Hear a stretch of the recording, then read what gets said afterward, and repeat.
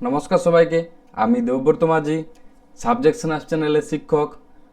আজকে আমরা যে ম্যাথগুলি করব সেটি হলো ক্লাস 10-এর অধ্যায় 2 কষে দেখি 2, 13, 14, 15, 16 এই চারটি ম্যাথ এই ভিডিওতে আমরা কভার করব।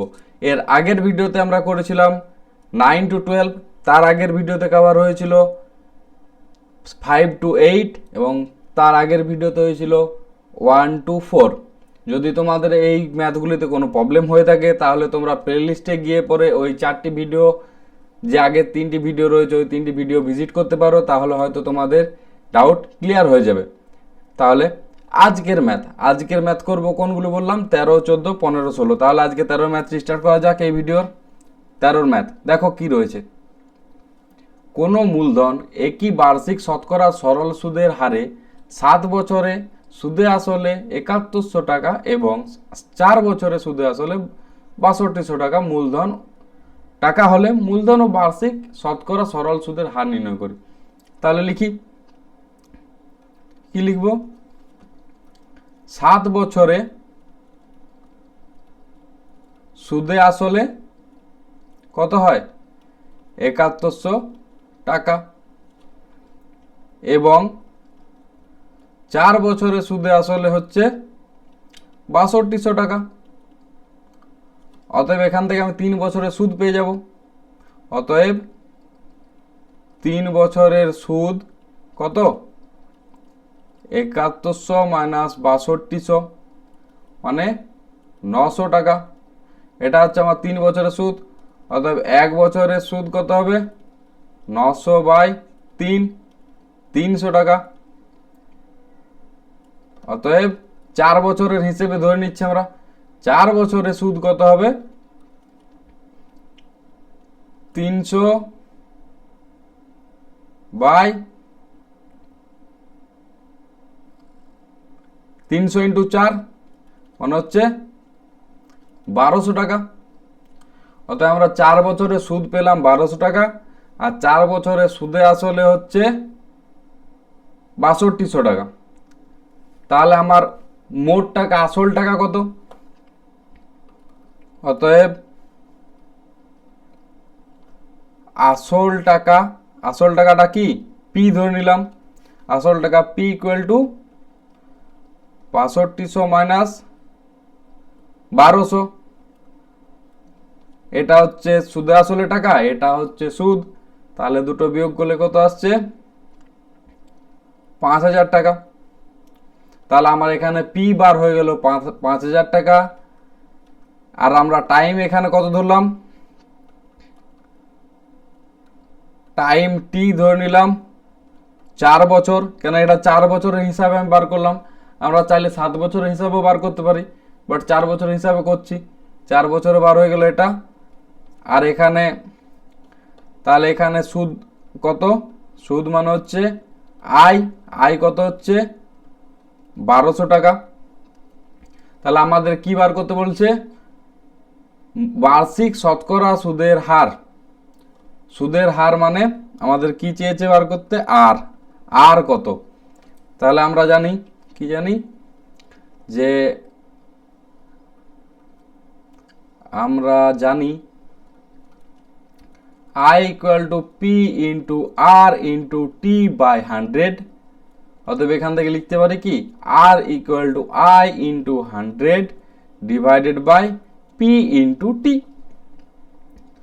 অতএব আর ইকুয়াল টু আই কত রয়েছে? 1200, এটা রয়েছে 100, পি হচ্ছে মূলধন কত ছিল? 5000, টাইম ছিল 4 বছর। বোঝা গেল? তাহলে এই দুটো শূন্য কেটে দিলাম। 50 দিয়ে যদি 100 কাটি 2, 4 দিয়ে এটাকে কাটলে 3, তাহলে 6% অ্যান্সার। তাহলে কি চেয়েছে? বার্ষিক শতকরা সরল সুদের হার কত? অতএব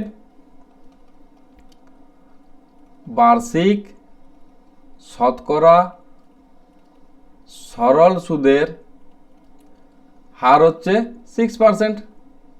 এটা হচ্ছে অ্যান্সার। ক্লিয়ার? বোঝা গেছে? বিশেষ কিছু ছিল না ম্যাথটিতে, বাট এই ম্যাথটি হচ্ছে ইম্পর্টেন্ট ম্যাথ। বারবার করে বলে দিচ্ছি, এই ম্যাথগুলি হচ্ছে ইম্পর্টেন্ট ম্যাথ। একটু লজিক রয়েছে, বাট ম্যাথে কিছু নেই। তা আমরা কিভাবে করলাম, 7 বছরে সুদে আসলে দেওয়া ছিল 7100 টাকা, 4 বছরে সুদে আসলে 6200 টাকা, তাহলে মিডিয়ে 3 বছর, তাহলে 3 বছরে সুদটা কত হতে পারে, ওই ইয়েটা 7 বছরে সুদে আসলে মানে 4 বছরে সুদে আসলে, তাহলে 900 টাকা। তাহলে 4 বছরে আমরা সুদ বার করে নিলাম 1200 টাকা। তাহলে এবার 4 বছরের হিসাব ধরে করেছি, এই পুরো অঙ্কটা কত হিসাব ধরে করেছি, 4 বছরের হিসেবে করেছি। ঠিক আছে, 7 বছরও করা যেতে পারে, বাট আমরা 4 বছর করলাম কেন, 62 আর 1200, 5000 চলে আসছে, কাটাকুটি করতে সুবিধা হবে। তাহলে টাইম ধরে নিলাম 4 বছর, 4 বছর হিসেবে যেহেতু করেছি, সুদ হলো 1200 টাকা। তা আমাদের আর চেয়েছে, আর ফর্মুলা লাগিয়ে দিলাম, R equal to I into 100 divided by P into T, বার্ষিক সরল সুদের হার 6%, বার হয়ে গেল। এই ছিল ম্যাথে। তাহলে এই ম্যাথটা আশা করি ক্লিয়ার হয়ে গেছে। চলো নেক্সট ম্যাথে যাওয়া যাক। নেক্সট ম্যাথ দেখো কি রয়েছে। নেক্সট ম্যাথ হচ্ছে 14 ম্যাথ। হচ্ছে একই সময়ে অমল রায় ব্যাংকে এবং পশুপতি ঘোষ পোস্ট অফিসে 2000 টাকা জমা রাখলেন। অমল রায় ব্যাংকে 2000 টাকা রেখেছে, পশুপতি ঘোষ পোস্ট অফিসে 2000 টাকা রেখেছে। 3 বছর পর তারা সুদ সহ যথাক্রমে 2360 টাকা ও 2480 টাকা ফেরত পান। ব্যাংক ও পোস্ট অফিসের বার্ষিক শতকরা সরল সুদের হারের অনুপাত নির্ণয় করতে বলেছে। তাহলে অমল রায়ের যে টাকা আর পশুপতি ঘোষের টাকার বার্ষিক সরল সুদের হার প্রথমে আমরা বার করে নেব, তারপর ওটাকে পার্সেন্টেজ এই অনুপাতে করে নেব। ঠিক, তাহলে লিখি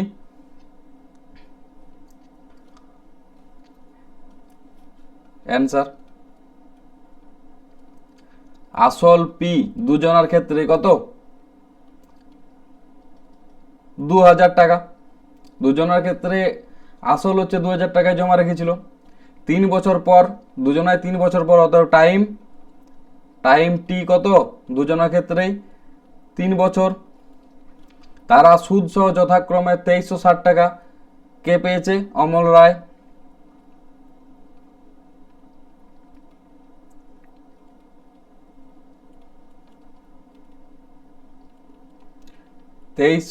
টাকা।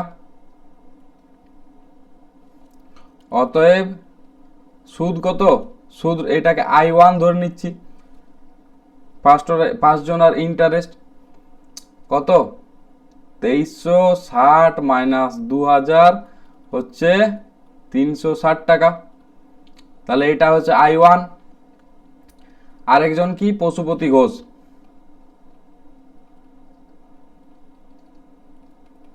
সুদ সমেত পায় কত পেয়েছিল, 2480 টাকা।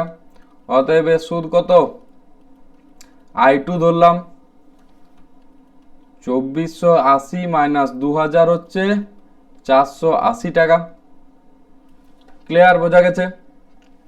দুজনেরই I1 I2 বার করে নিলাম। এবার আমাদের কি বার করতে হবে, R1 R2। তাহলে অমল রায়ের ক্ষেত্রে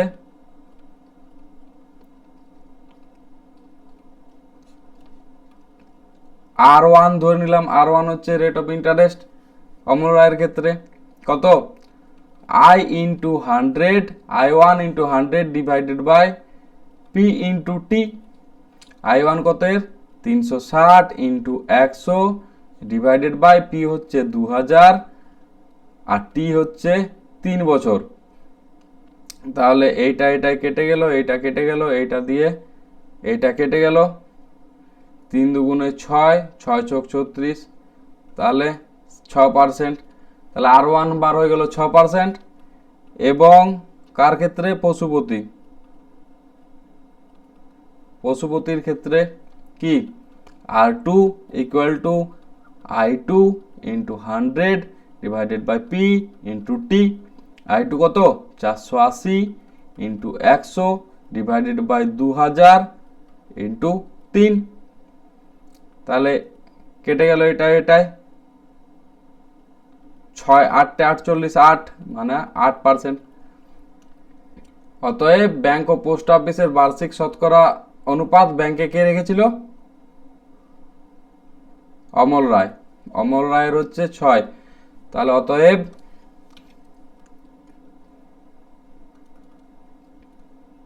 ব্যাংক ও পোস্ট অফিসের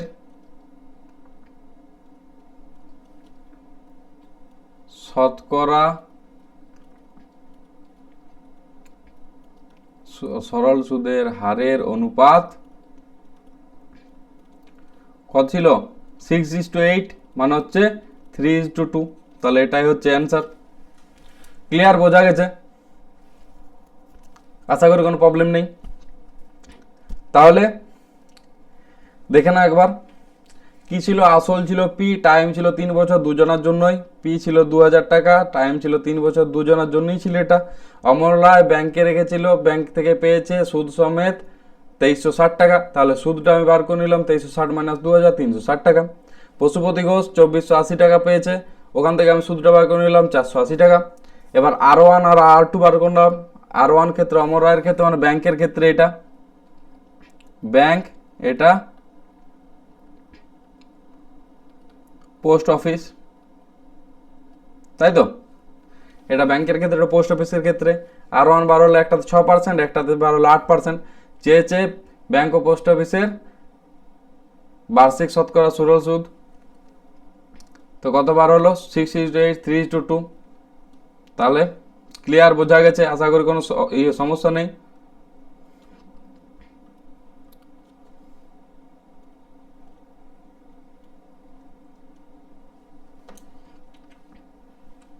তাহলে নেক্সট ম্যাথ দেখো, নেক্সট ম্যাথ কি রয়েছে।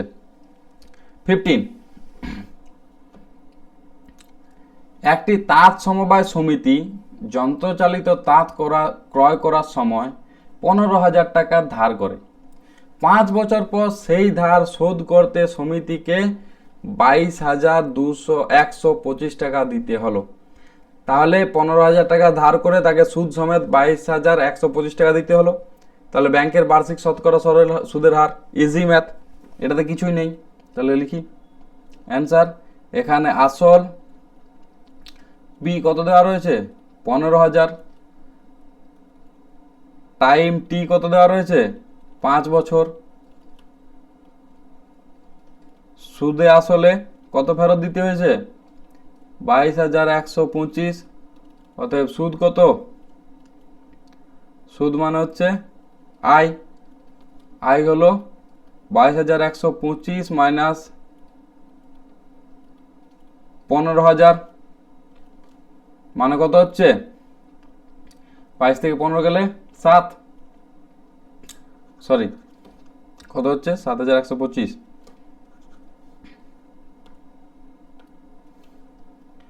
কত হচ্ছে? 7,125। এটা হচ্ছে সুদ, বার হয়ে গেল। শর্তানুসারে কি হচ্ছে? R equal to I into 100 divided by P into T. I কত রয়েছে? 7,125 ইন্টু 100 ডিভাইডেড বাই পি হচ্ছে 15,000 ইন্টু টি হচ্ছে 5 বছর। তাহলে এই দুটো যদি কেটে দেওয়া হয়, 5 দিয়ে যদি এটাকে 25 দিয়ে কাটা হয়, 25 দিয়ে কাটি, কত 25-এ 150, 6 25-এ 150। এটা 25 দিয়ে কাটলে অনেক বড় কেটে নিলাম, 25-এর হয়ে যাবে। দেখি 700 যদি ধরা হয় কত হচ্ছে? 70। 75 হলে পরে 25, 25 দুগুণে 50, রয়েছে 21, 212, 8 25-এ 200, আর 125 হলে পরে 5 25-এ 125, এইটা আসছে। এটাকে যদি এটা দিয়ে কাটা হয় কি হবে? 5 5 5 25, 35, 5 7 35, তাহলে 57.6 এটা হচ্ছে। তাহলে 57.6%। এটাকে আর কাটা যাচ্ছে? এটাকে আবার 3 দিয়ে কাটা যেতে পারে। 3 একে 3, আর 3 নাম 27, 19, 19/2 মানে হচ্ছে 9 দুগুণে 18, 9.5, তাহলে 9.5%। অতএব ব্যাংকের বার্ষিক শতকরা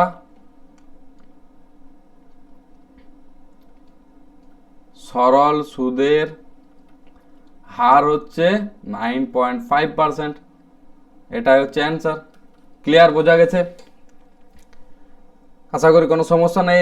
এই ম্যাথটি ছিল ইজি ম্যাথ, ক্যালকুলেশন ছিল একটু বাস। আর যদি তোমাদের এই ম্যাথগুলি ভালো লেগে থাকে, তোমাদের বুঝতে সুবিধা হয়ে থাকে, তাহলে অবশ্যই একটা কমেন্টে কিছু লিখে জানা, এবং চ্যানেলটিকে অবশ্যই একটা লাইক করো, এবং চ্যানেলটিকে সাবস্ক্রাইব করে রাখবে নেক্সট ম্যাথগুলো পাওয়ার জন্য। আর হচ্ছে বন্ধুদের একটু শেয়ার করে দিও, যদি ওদের কিছু ডাউট থাকে তাহলে ওদের ডাউট ক্লিয়ার হয়ে যাবে ম্যাথগুলি দেখে। তো তার জন্য বলছি একটু শেয়ার করে দিও, একটু লাইক করে দিও, এবং একটা কমেন্ট করে দিও। আর নেক্সট ম্যাথে চলো দেখি, লাস্ট ম্যাথ এই ভিডিওর এটা হচ্ছে লাস্ট ম্যাথ। দেখো এই ম্যাথে কি রয়েছে, ভালো করে পড়ে নি একবার। আসলাম চাচা কর্মক্ষেত্র থেকে অবসর নেওয়ার সময় 1 লাখ টাকা পেলেন। ওই টাকার কিছুটা ব্যাংকে, বাকিটা পোস্ট অফিসে জমা রাখেন, এবং প্রতি বছর সুদ বাবদ 5400 টাকা পান। ব্যাংক ও পোস্ট অফিসে বার্ষিক সরল সুদের হার যথাক্রমে 5% ও 6% হয়, তবে তিনি কত টাকা জমা রেখেছিলেন হিসেব করে লিখি। তাহলে কিভাবে করব? দেখো অ্যান্সার। অবসর নেওয়ার সময় ও 1 লাখ টাকা পেলেন, তাহলে ধরি ব্যাংকে জমা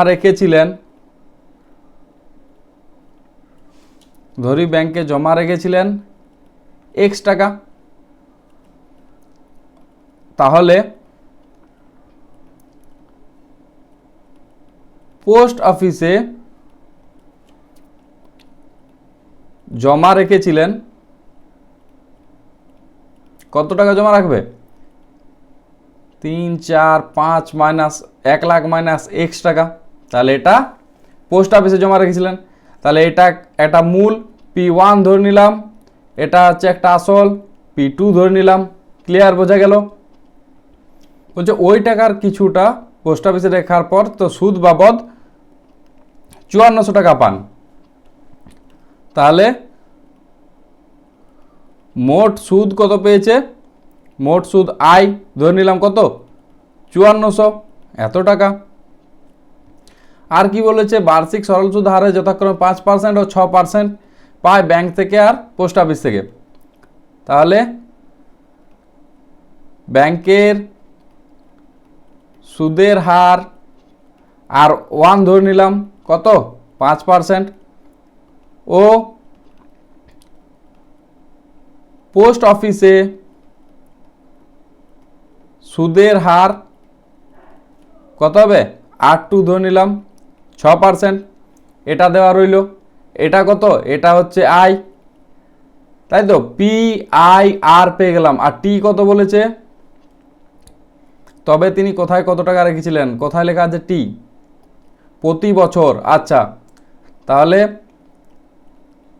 সময় টি ইকুয়াল টু 1 বছর। ক্লিয়ার, বোঝা গেছে? তাহলে এবার কি করব? এবার এখানে আমরা লিখতে পারি কি? শর্তানুসারে I1 plus I2 equal to I, তাই তো? ব্যাংক থেকে যত সুদ পেলো, পোস্ট অফিস থেকে যত সুদ পেলো, সেটা হচ্ছে ওর 5400 টাকার টোটাল সুদ। এবার I1 বার করব। I1 এর ফর্মুলা কি রয়েছে? অতএব এখানে কি লিখতে পারি? I1 এটা কিভাবে বার করা যায়? P into R into T by 100 I equal to, তাই তো? এটাই তো সূত্র। তাহলে এটা কি হবে?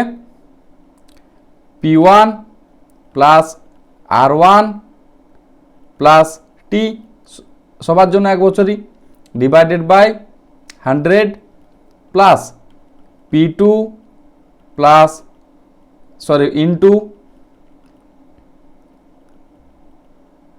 R2 into T divided by 100 equal to I. তাহলে নেক্সট পেজে লিখি, অতএব P1 কত ছিল x টাকা, P1 ইন্টু R1 ছিল 5, T divided by 100 plus 1 2 3 4 5 minus x into 6 into 1 divided by 100 equal to 5400। Clear, বোঝা গেছে? এখান থেকে কিভাবে লিখব, 5x plus 6 1 2 3 4 5 minus 6x equal to